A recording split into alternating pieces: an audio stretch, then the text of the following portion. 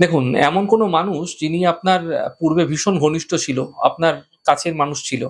কিন্তু বর্তমানে সে আপনার সঙ্গে শত্রুতা করে চলেছে। ভীষণভাবে শত্রুতা করছে। যদি আপনি দেখছেন সে আপনাকে সকল দিক থেকে নাজেহাল করে তুলেছে। কোনোভাবেই আপনাকে বাঁচতে দিচ্ছে না।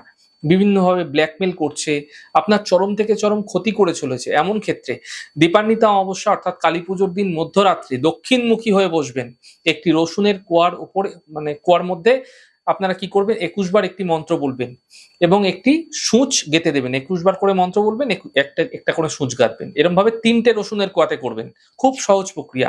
আপনারা একটি করে সূঁচ গেঁথে সম্পূর্ণ করে ফেলবেন এইভাবে ৩ টি কোয়া। মন্ত্রটি হচ্ছে ইয়া মারগত সাম, ইয়া মারগত সাম।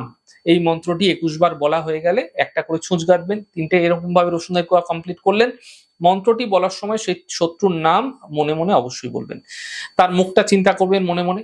এই ছোট্ট মন্ত্র বলা হয়ে গেলে আপনারা সেই রসুনের কোয়াযুক্ত ছুঁচটি আপনারা একটি মাটির পাত্রে সামান্য নুন দিয়ে ভরে আপনারা কোনো অন্ধকার স্থানে রাত্রেবেলা রেখে দিন। পরবর্তী দিন সকাল যখন হচ্ছে, পরবর্তী দিন আপনারা একটু ভোর, ভোর উঠে পড়ুন। আপনারা সেই নুনের পাত্রটি সহ রসুনের কোয়াগুলি কোনো কাঁটা গাছের গোড়ায় পুঁতে দিয়ে চলে আসুন, যেন কেউ আপনাকে দেখতে না পায়।